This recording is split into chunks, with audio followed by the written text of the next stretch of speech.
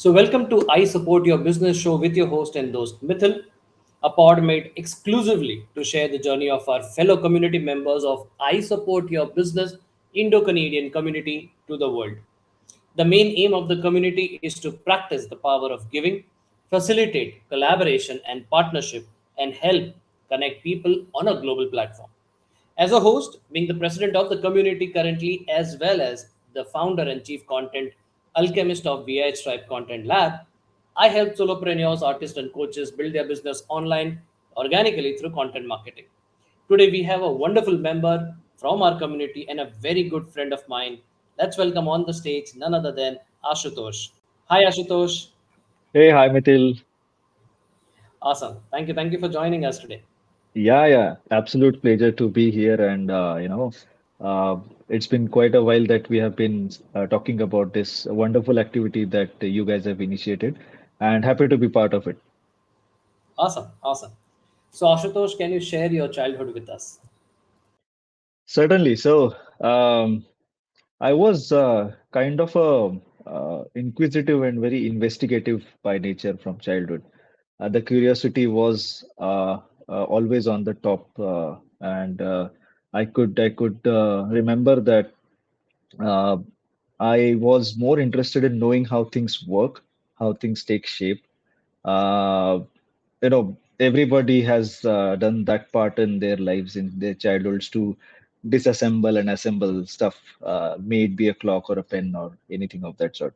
So my journey was quite of that sort, and then that's how I was more interested in the desk research kind of stuff. Um, Moving on, when as the childhood progressed, I realized that this has to be supported with some sort of skill development. So I got into something which was very much research oriented and pursued biotechnology later to that after my school education was completed. Science was my forte, and still I try to maintain that with my career and my professional activities.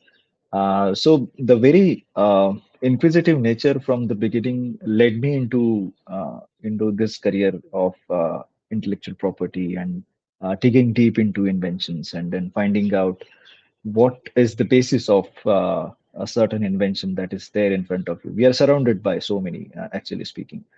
This very podcast and the nature of the podcast that we are having right now, and the tools that enables us to interact with each other over a distance is certainly an invention. So, Ashutosh, when and how did your professional journey started?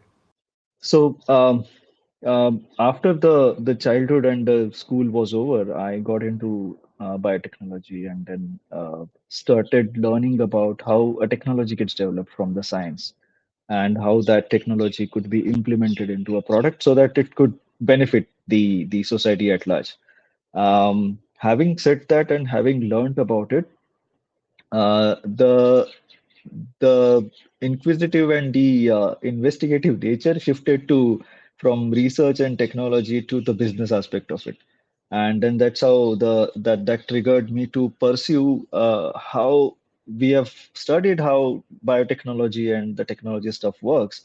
Let's look into how the management aspect of it or the business aspect of it really functions.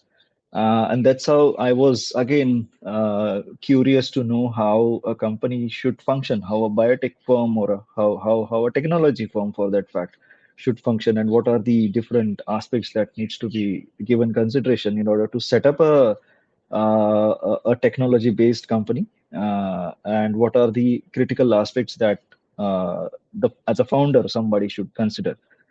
So I went on to pursue my management course in biotechnology management. Very interestingly, we got to know different sets of business models in biotechnology and how management plays a crucial role in running and scaling the technology based companies. Though the course name was biotech management, we got to know everything about a technology based company and how the management aspect of it plays a crucial role there. So it all starts with marketing and how you place your value proposition in front of your customers and your target audience. Um, but there are other certain critical aspects with respect to the technology because it's a tech-based company. They have to create monopoly and maintain that over a period of time. And that's how during the management days when I was studying, I stumbled upon this very concept of intellectual property rights. And again, drawing back to my childhood memory of being inquisitive and being very investigative about things, I started digging up about what exactly is IP. Like we have heard about patents, and it was a alien concept back then, very rarely practiced in India. And I wanted to know more about whether there is such provision in India as well. To my surprise, I found that Patents Act was enforced in 1970, and that led to a very great surprise that, and it's there from 1970, but we are not completely aware about how this stuff works. So I started digging up information and found it a very useful tool as well as a very great career opportunity that resides into this in this domain. So I went on to pursue my patent law from Nalsar University, Hyderabad, and that's where I got to know that there's much more into it than it shows on the surface of it, right? So uh, then that again led to one more critical question as to by the way, in the meantime, I was working with GlaxoSmithKline and Panasonic, so I'd been switching jobs and parallelly doing this patent law course from Nalsar, Hyderabad. Now that's brilliant. So now, when did you turn as an entrepreneur?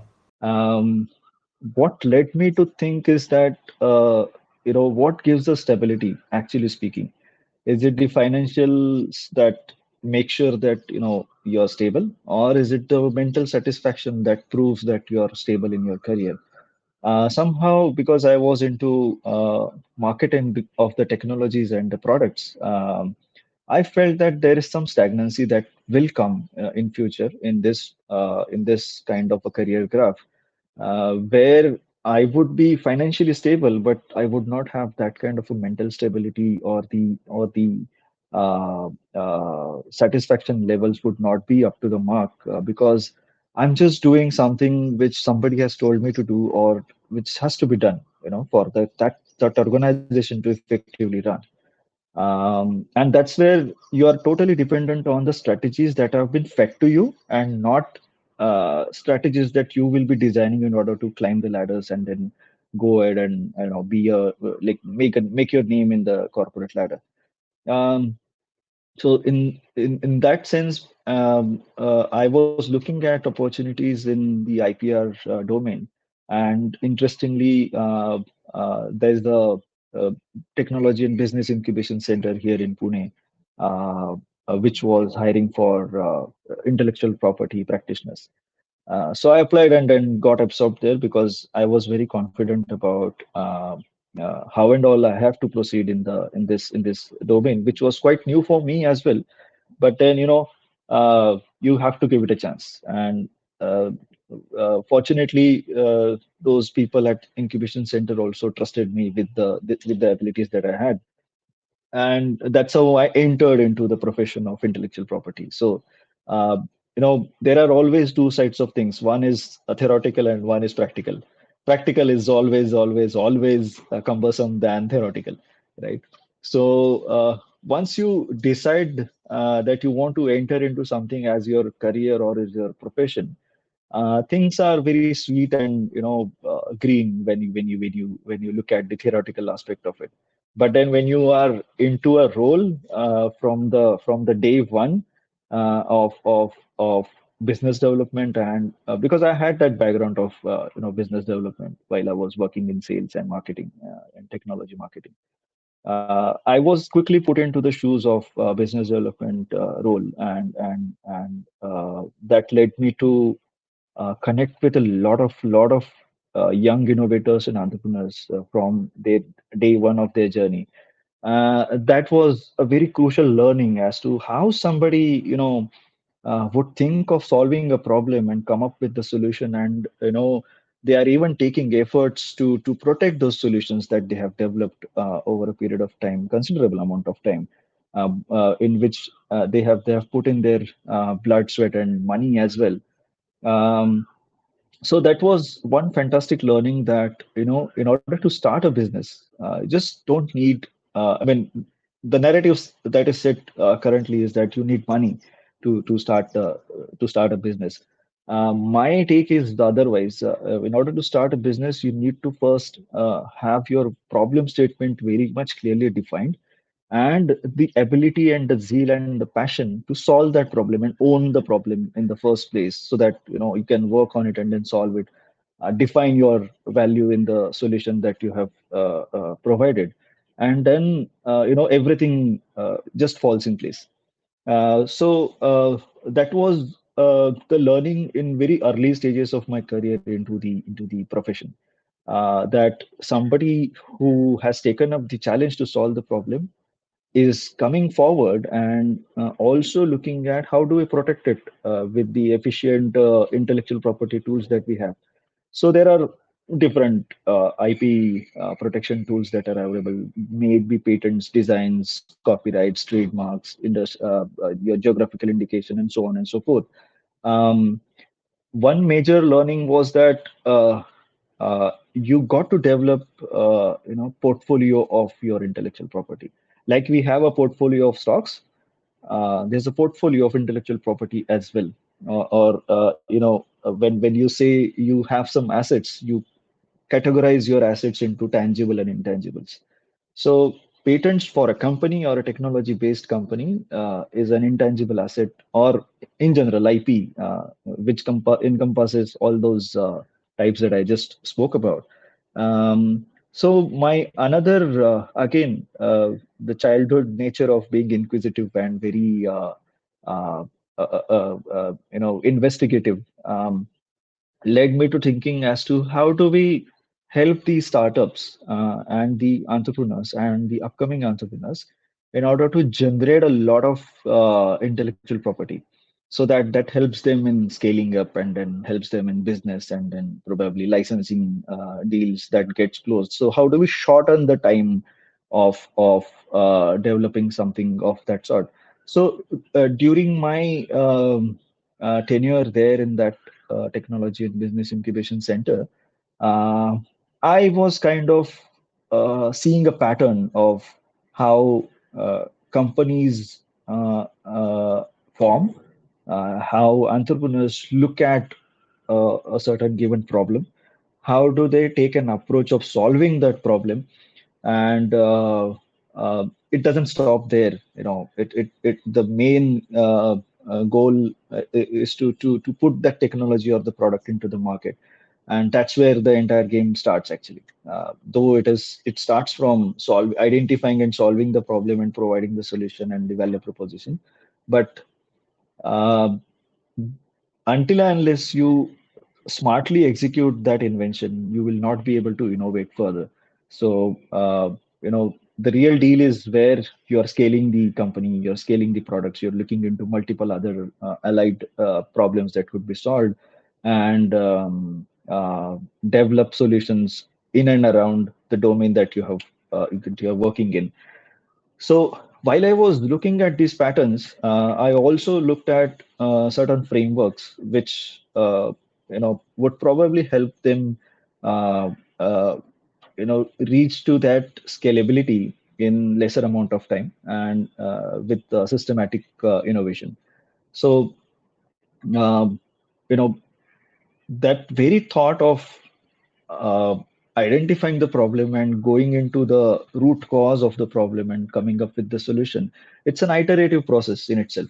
So, but that also led me into thinking of going into the root cause of inventions. Like, let's say we are talking here, and you have a product idea in your mind, but then what exactly went through your mind while you designed that thought of that I want to make this product available. I want to develop something which is better than the existing products that are out there, because you want to compete with the existing products, right? So you need to have some level of differentiation with you, may it be by way of the features that you are having, by way of the how you are marketing your product, by way of naming your company and the product so that it appeals to the consumer. So that part was very prominent while I was working there. And then because whenever you are under employment of somebody, you really can't go beyond the job descriptions that are given to you. So I unfortunately could not do it back then. But then that led to a thought that, hey, why can't I do it on my own?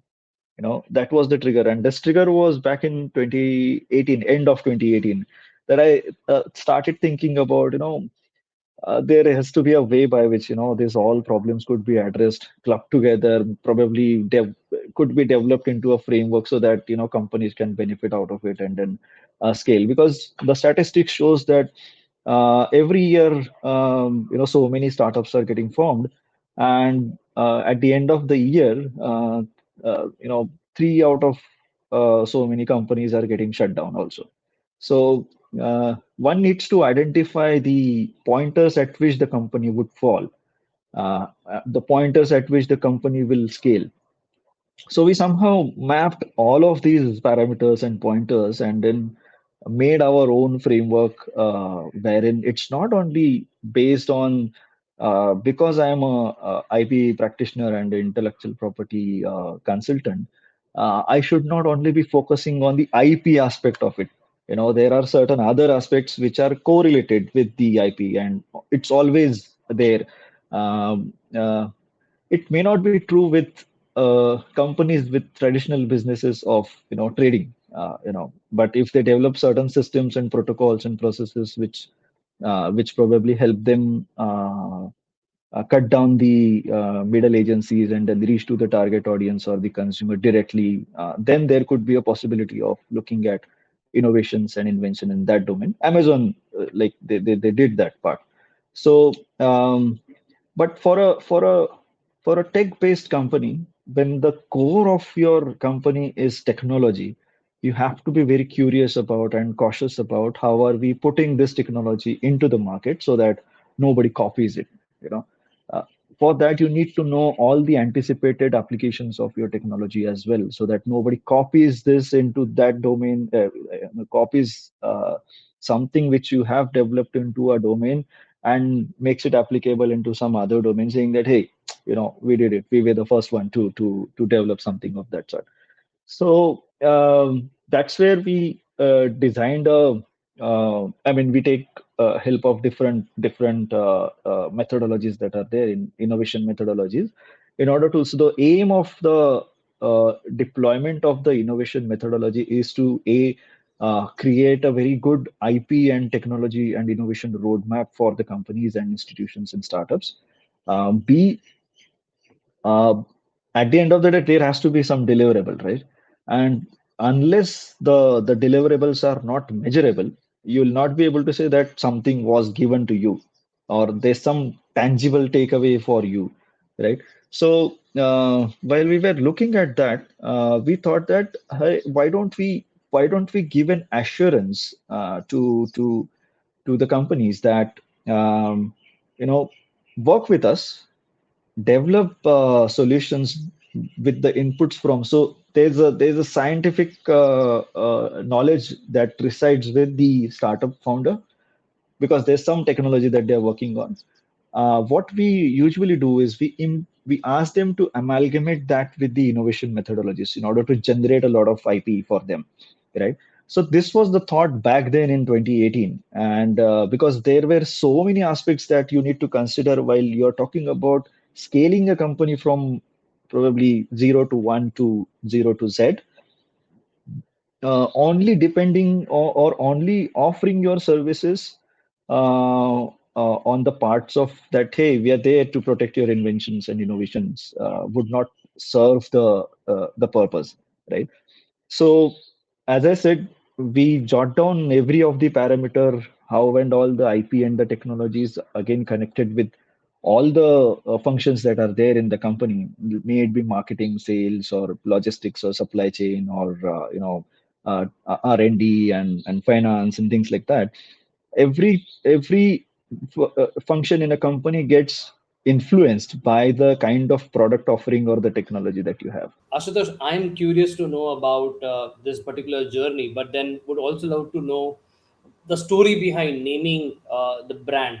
So if you can, throw some light on that. Sure. So, Mithil, as I was explaining, there are so many aspects and parameters that you have to consider while uh, you want to scale and scale at value as well at the same time. Um, what we did was, as I told you, we picked up these pointers as to when and how and at what point in the journey of a startup the company may fail. What are the when you do the root cause analysis, what are the understandings of that root cause analysis as to where exactly which function went burst, so that resulted into the failure of the company.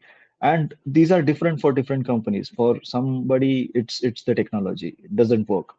For somebody it's the people that doesn't work. For somebody it's the finances that doesn't work. For somebody it's the marketing and sales that doesn't work. For somebody it's manufacturing that doesn't work. All these functions of a given company has to be uh, placed very smartly, and these are the building blocks of the company. Unless these are smartly knitted together, you won't be able to see the success that you want to see. And as I told you, you have to create value which is tangible in nature and can be measured through and through. Um, that's the reason, and because we're coming from the innovation and IP background, we thought of naming the company as Naughty IP, meaning which naughty mean coming from the word complexity. So these are all complex situations, and how do you navigate through and then find solutions which are protectable with the help of intellectual property? That's how the name Naughty IP came in picture. And uh, you know when we say naughty IP, there's a small smile on your face, so that acts as a marketing strategy as well. So it leads to asking questions like you asked, why the name naughty IP, right? So that helps us in giving some more additional justifications as to what value that we bring in when we associate with companies. Got it. It's actually uh, quite different. I can say you Yeah, actually thought differently, to name the company. Lovely. yeah. So, Ashutosh, if I have to take you back to the memory lane, can you share the initial days of handling your business? How were they? Oh, wow. I mean, so I'll go two steps back, and then I'll start from there. So, COVID actually was blessing in disguise. That gave a lot of time for me to retrospect and go back and then, probably plan for the future as to what do we want to do, like what do I have to do when I'm working, I have a job, I have a stable income. But then is that something which is you want to do for forever? Or do you want to, and I'm a kind of a person who gets bored into routine stuff. So even if I'm, there's a road that I have to take to come to home, but I'll take some other route and then come. May it be the longest route that I can have, but then I don't want to have that monotony in my life. So then that's where I thought of. I was aware because I'm constantly surrounded by my friends who are entrepreneurs. So I'm constantly surrounded by these people, and then I'm listening to their conversations, being a part of their discussions. What I realized is, you know, life doesn't stop here. Working for somebody and being an employer throughout your life, you have to take a call. Like you have to make that shift. So I think COVID helped quite a lot, I would say, and then that gave me a clarity as to what I need to do. You know, nothing goes as planned. Everybody knows that. So though I had enough plan as to how to go ahead and what to start, what service offering should be there in the business, the earlier initial days were quite tough because once you leave your job and then start on your own, it's a completely different scenario. Like as you've completed your graduation and entered into a job, similarly. So uh, what stark difference that I observed is that once you're working with a company or an organization, you have a strong infrastructure behind you, and people want to work with you because of that infrastructure availability. The moment you step into entrepreneurship and then say that, hey, this is what I'm doing right now, people become quite uh, ठीक है देखते हैं let's see right. So the initial days of the company was it was hard to because you have planned, like in a year's time I'll be stable, and then things will fall in place, and then I'll scale and things like that. But it takes time, so the initial days were quite tough, frankly speaking. You have taken a decision that you have to do this. So the hiccups were on the lines of constantly calling up people, letting them know you have started something of this sort, making them understand why you want to do this. How and all uh, we can come in picture and then help you out in the process and things like that. So as it is like uh, you know a startup is a very dynamic environment. It's really it was really hard to let them know the importance of first of all why IP, why innovation, how do you have to look at it in a very holistic way, and amalgamate it with your research strategy and the product strategy. So it took time, but things went well by God's grace. So in many of the talk shows and many of the reels, and even on Shark Tank, people have said that entrepreneurship is all about survival. So if you can survive, you can thrive. I totally agree with you, Ashutosh, on that. Yeah. Okay, so in this entire journey, Ashutosh, of being an entrepreneur, can you share what were the hiccups and the learnings in the journey? Yeah. So the hiccups, I would probably say that the first thing is that the mindset that you're going to get salary on a monthly basis and then suddenly it stops. Okay, that's the major thing. I mean, you have to make that. And fortunately, because of COVID, we had time, and we were surrounded by the family who are there constant as a constant support. Uh, I was kind of in that mindset that I started imagining only that salary to aa raha hai, but then it's not coming. That mindset was there, so I could actually prepare for what was happening. Um, um, I would not term that as an hiccup, but then the hiccups were that now you're on your own, and whatever you have to do, like it's like somebody has left you in the ocean just like that, without anything, without any survival tools or any support, and still you try, still you survive. Okay, so the major hiccup I would say is to find out that sanity of a mind, which gets lost in the due process. Okay, you get angry, you get frustrated, you get anxious, you start doubting yourself whether you will be able to do it or no, right? But I think I would call these as hiccups. And I don't have to tell, as I said, if you have the passion, zeal, and the motivation to solve or to enter into it and then do it, then you will find your own way. I don't have to tell what did I do to overcome all those anxiousness and the anger and the frustration and everything else, right? So there are ways, and as humans, we find out a way. Okay, it's just that. So everything is everybody, every situation for everyone is different. So might not be what I did might not be applicable to somebody who is wanting to or going through that situation. So yeah, Lovely, lovely. That's actually true in every aspect. Thank you yeah, for yeah, sharing that, Ashutosh. yeah. So, if I have to ask you, Ashutosh, you being an entrepreneur, according to you, can you share 5 things that you feel every entrepreneur must have?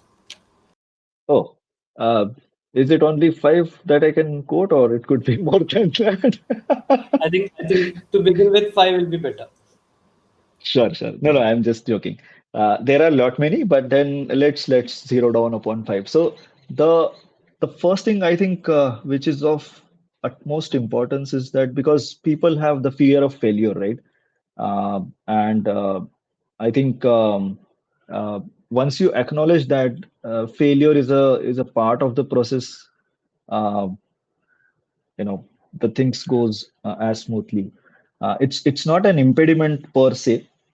It's a part of the process. So you should not be worried much about that. For how many times I'm failing, or uh, I'm going to always fail. Every failure is a learning from my point of view. So, um, and for that, the second thing is that you have to upskill every day. You cannot just say that, I'm there, I'm just there, I'm up to the mark. Nobody can defeat me or nobody can, cross me and then take me over and things like that. You have to have at least one opportunity to learn one new skill every day. And that's the reason I think what you must realize is that if you are on a client facing role or a customer facing role, you get to learn new things every day. So you have to upskill every day. That's the second thing that I would want to bring to this forum. Um, Throughout this process, you need to also learn to unwind as well. It's not always that you have to be at it. You need to give some time to yourself also. You need to go out, probably spend some time with friends and family, not think about business for at least an hour. Okay, give some time to yourself. That's the third thing. Fourth thing would be, which everybody tells. I'm not telling something of very substantial in nature, but you have to dream big, right? Only then you'll have the capability to think about how do you achieve that dream which you are seeing. And for that fact, one of my very close friends who is also an entrepreneur, he says that if you are dreaming about becoming an entrepreneur and then sipping coffee in a very lavish kind of a hotel and then wearing suits and having multiple meetings, going by flights everywhere, uh, that's actually a dream. That's not the reality. Okay. So he quotes it very smartly. I did not do the justice, but then he quotes it very smartly. So I think while you're dreaming big, you need to also think about how do you achieve that dream. And the last thing would be to setting smart goals, and naturally hard work has a lot of role to play. So yeah, I think I'll summarize this into these five pointers. Lovely, lovely. Thank you so much for sharing that, Ashutosh. Yeah, yeah. So, how has being an entrepreneur changed you as a person? Well, um, first of all, um, I mean, the traits of an entrepreneur are you motivated? Are you passionate? Are you the one who will take the ownership of what you're doing? You are going to be responsible for so many things that are happening. All right, but what I feel is that um, all of this requires a lot of patience. So if you ask me personally, um, that's one thing that got inculcated into me while I was while still I'm in the journey of entrepreneurship. That patience, wherever it is required, you have to be patient, or else things can go kaboom at any given moment in time. So if you ask me, pre company and post company formation, and it's been 3 years in totality that I'm into my own business of consulting. Uh, I've become more patient. I've become even more patient listener. Uh, Earlier, it was jumping to the conclusions and then jumping to the solutions, jumping to the advices. But um, right now, I need to take a cohesive approach and listen to what the person in front of me is saying. Take pause, and then probably because pauses are also important when you're speaking, as we experienced um, in the podcast itself. Um, uh, so that's one thing I think that the change, if you ask me, would be there, that I've become more patient, more critically analytical, which helps. I mean, you know, yeah. Lovely. Uh, Ashutosh, based on your experience as an employee, as a research person, as well as an entrepreneur, do you really think, according to you, is there a success mantra, or I would say success formula, not mantra, success formula or a success potion to establish a business and become successful in it? Um, just be consistent. That's all. Be consistent. So may it be may it be doing the same task every day, but if it helps you in achieving what you have dreamed of, the big dream that you're seeing every day and day in day out, just be consistent. May it be writing something down. Be consistent. May it be uh, probably shooting an email to your clients. Be consistent. Maybe just sending them a text about you know what's the update, or if not professional, but then if in general you want to get in touch with them, make a habit of being consistent. So I think that works wonders. And uh, that's again one more thing that I have inculcated into myself, that if something needs to be can be done in next 5 minutes, just do it. Don't let it wait. That's another thing I think that surfaced actually right now while speaking with you. So yeah, the only but if you ask for one success formula, I think it would be consistency in whatever you do, in whatever you are selling, or whatever ways by which you want to approach to your target customers or your potential customers. Just be consistent about it. For that fact, I'll cite an example here. Just today, I've been trying to crack this collaboration for quite some time. And I've made an habit of because I know the people with whom I want to work are quite busy people, so they might not find time to think about this. But then I've been very consistent. So every 15 days, I send them some or the other update in that industry where they are wanting to venture. You know, I stumbled upon it, I record it, I send it back to them. That's the only thing that I'm doing. And after 2 months of this to and fro, today is the day when they have actually got back, and then they are saying that hey, let's look at things. How do we collaborate? So I think consistency helps in every sense. So yeah, I'll support that with this. Awesome. First of all, congratulations, Ashutosh, on your Yeah, consistency, because yes, that's that's the key, and one yeah. thing which employees are able to do but entrepreneurs are not able to do is consistency. Yes, yes, absolutely, Mithil. Yes, that's the key. And I can see your background.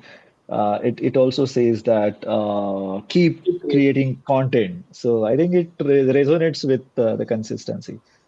Absolutely, absolutely, Ashutosh. Great, great. So, Ashutosh, before we end this particular episode, what is the message you would like to give to our community members as well as to all the people who are listening to this episode? Uh, well,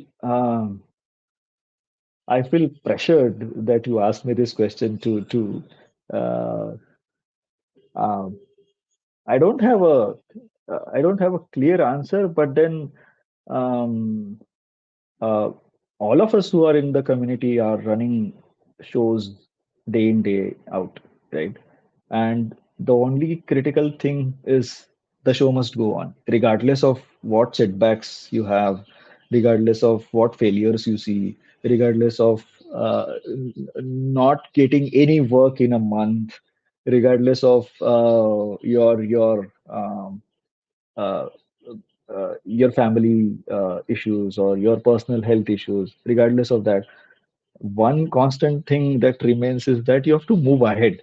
Okay, so just keep on moving ahead. Consistency is there. You have the passion, you have the zeal, you have what it takes.